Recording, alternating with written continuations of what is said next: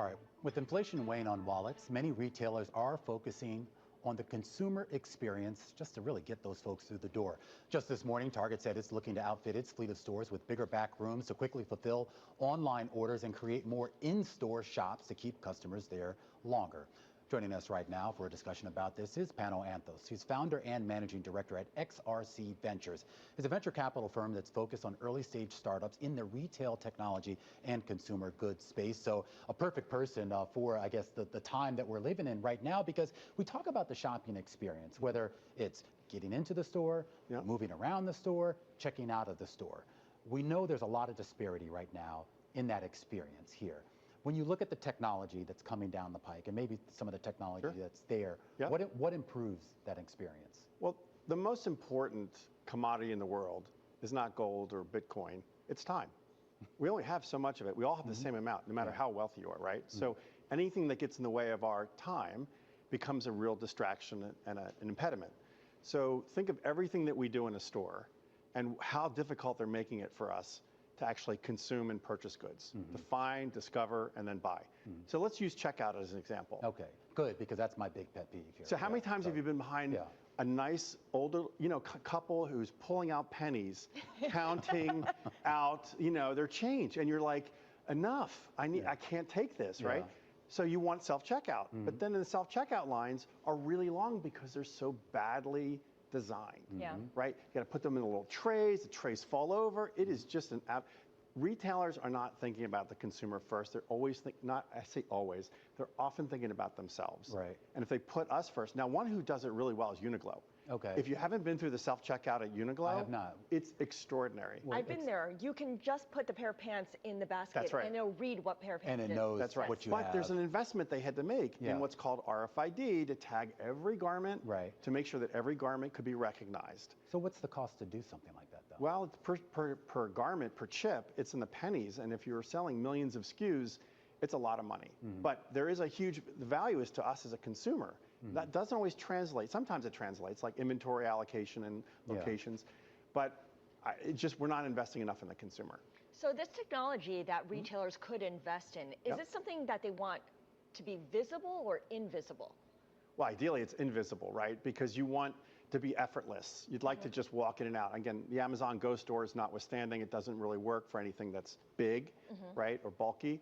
And it's a very expensive model, but the idea of being effortless is super powerful. And if it's self-controlled, where you just walk in and you do your thing and you walk out, that's the ideal scenario. So people get freaked out by retailers or brands knowing a little bit too much about them. And I think that's where a lot of the focus has been in technology and advertising, is to really get a hold of your consumer and know everything about them and deliver them exactly what they want. What is the comfort zone there for retailers and for the consumer, where both sides will be delighted with the outcome, but you're not giving away too much? Well, if you gave me what I was looking for, I would give you a lot more. We call it a customer contract. You will give as much as you get back. So you'll give a lot of personal information away. You do today, you put it on your iPhone. I mean, reality is you give a lot of information away today and you're expecting something in return. So if the retailers would actually give us an amazing experience, I would give I'd give all my payment information. I wouldn't even have a credit card.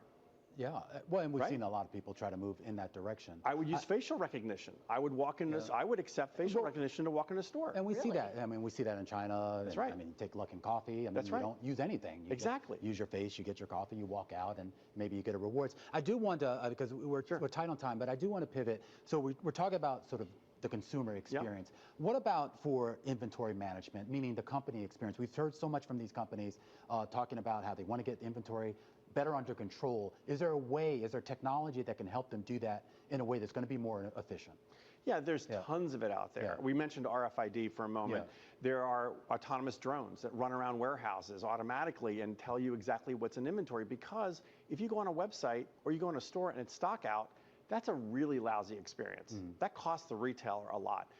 Too much as too little is a bad thing. Getting it just right, to use that Goldilocks phrase, is a real challenge. But there is technology that gets you there, and we have to get over this kind of hurdle.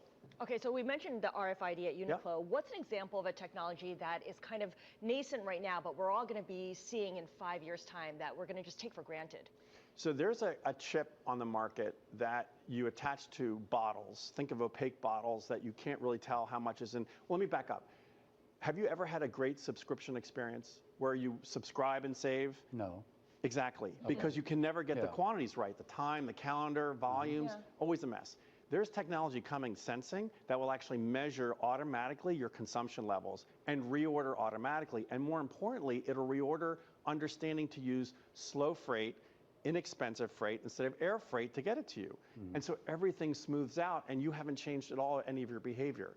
It's just more sensing technology that actually watches what we're doing. Watch is not the right word. Understands our consumption levels and automatically reorders. That's already in market today. Early days, but coming fast. All right, well, this is some fascinating stuff, and we should talk again about some of the other technologies, some of the companies under your purview there, and I would love to pick your brain one day about the metaverse, given all the work you guys did in that about 20 years ago. Pano Anthos over at XRC Ventures.